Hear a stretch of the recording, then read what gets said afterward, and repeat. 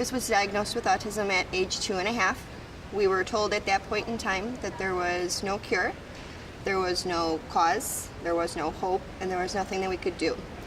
And I just knew that there was nothing that was going to stop me from getting Lucas what he needed. That's all that was important to us at that time, was for him to have the best quality of life that he could have, and hopefully have a future. For us, it was vaccines. My son is vaccine injured.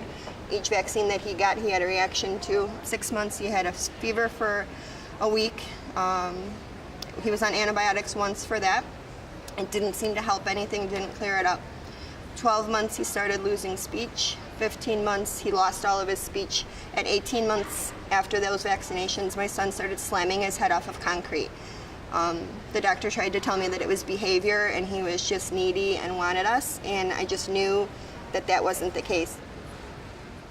We didn't have that child that was there one day and gone the next. It was like a slow progression of milestones were going away and talking was slowing down and the attention span was decreasing, and then eventually he was just gone. He was lost to us. So I knew it wasn't going to be as easy to bring him back, since it wasn't just the overnight that he was gone.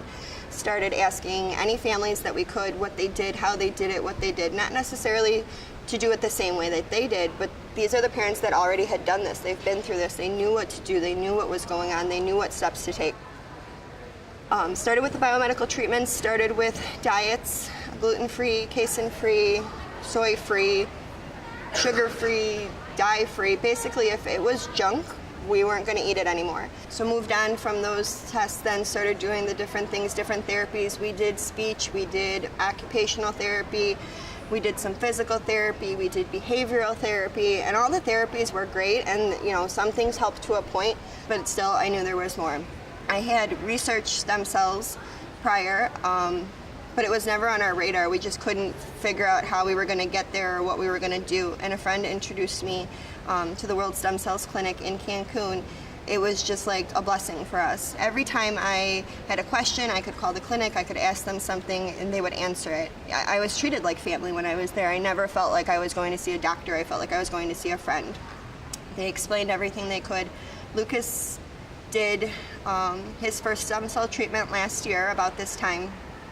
Probably about 6 months ago, he started calling me mama on a daily basis without any prompting, without any instruction or anything like that. I could be completely on the other side of the house and he would come up and be like, mama, mama, come help me.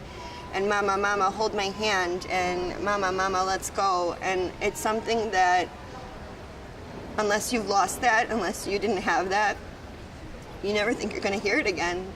His ATEC score prior to going to Cancun for the stem cells at the World Stem Cells Clinic was 62 or 58, somewhere in there. We hovered over there for a while. We just had a follow-up with them and we redid his ATEC score, and he's currently at a 19. He's amazing. He's everything that I always dreamt of. He's so much more. They are our teachers.